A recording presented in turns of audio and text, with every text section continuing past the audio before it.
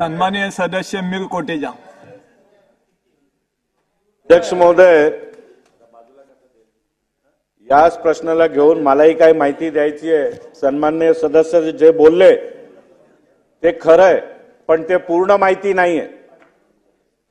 मानखुर्दचा बैंगनवाडी, रफिक नगर, lotus colony, Gautam Nagar या सर्व परिसरामध्ये झोपडपट्टीमध्ये आज पण दुसरा माळा, तिसरा माळा, चौथा माळा हे झोपडपट्टीमध्ये बनतायत आणि महानगरपालिकेचे अधिकारी काहीच कारवाई करत नाहीये। माझा खूप स्पेसिफिक प्रश्न आहे, गेल्या 2 वर्षात 3 वर्षात झोपडपट्टीमध्ये पोटमाळा आपण ऐकलं होतं, पण झोपडपट्टीमध्ये तिसरा आणि चौथा माळा हे तुम्हाला मुंबईमध्ये सर्वात जास्त कुठे दिसणार तर या विभागात दिसणार। तर महानगरपालिकेचे अधिकारी यांनी जे नोटिसा काढली आहेत, स्पीकिंग ऑर्डर काढलेत, त्यांच्यावरती आजही कारवाई केलेली नाहीये। तर तशा अधिकाऱ्यांवरती एम ईस्ट वॉर्डचा वॉर्ड ऑफिसरवर, डीओ वर आपण इन्क्वायरी बसवणार का? त्यांना सस्पेंड करणार का? कारण हा खूप स्पेसिफिक आहे। काही एरियामध्ये अध्यक्ष महोदय, जर आपल्या एखादी हिंदू वस्तीमध्ये पोटमाळा पण बनला तर 24 तासात नोटीस निघते, पण या रफिक नगर, बैंगनवाडी, लोटस कॉलनीमध्ये 4-4 माळे झाले, नोटीस निघतात, कारवाई होत नाही। तर त्या एम ईस्ट वॉर्डचे वॉर्ड ऑफिसर, डीओ यांना आपण यांच्यावरती इन्क्वायरी बसवून त्यांना सस्पेंड करणार का? नंबर 1।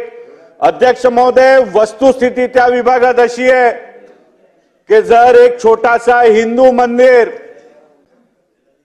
डीपीडीसी फंड मध्ये मान्यता घेऊन जर त्याच्या कामाची सुरुवात होत असेल ना अध्यक्ष महोदय, तिकडे सरकारी अधिकारी काम करू शकत नाही। महाराष्ट्र शासनचा डीपीडीसी मधनं पास झालेला फंडाचं काम होऊ शकत नाही।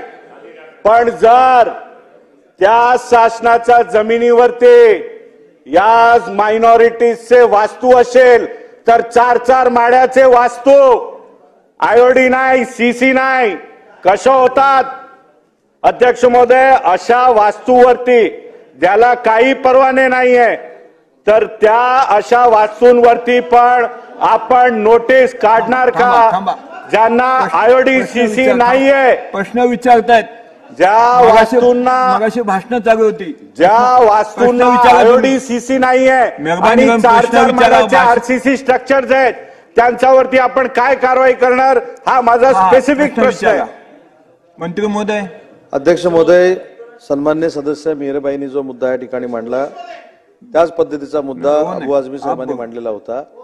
या संदर्भात अनधिकृत बांधकामाला कोण जर पाठीशी घालत असेल तर त्याची गय महानगरपालिकेच्या अधिकाऱ्यांची केली जाणार नाही, परंतु संबंधित जो काय मुद्दा मांडलाय त्याची सविस्तर चौकशी होणं गरजेचं आहे। त्या प्रकरणाची देखील चौकशी करू। अशा पद्धतीनं अनधिकृत बांधकामाला जर कोण पाठीशी घालत असेल, हे चौकशीमध्ये सिद्ध झालं तर त्याच्यावर निलंबनाची कारवाई करू।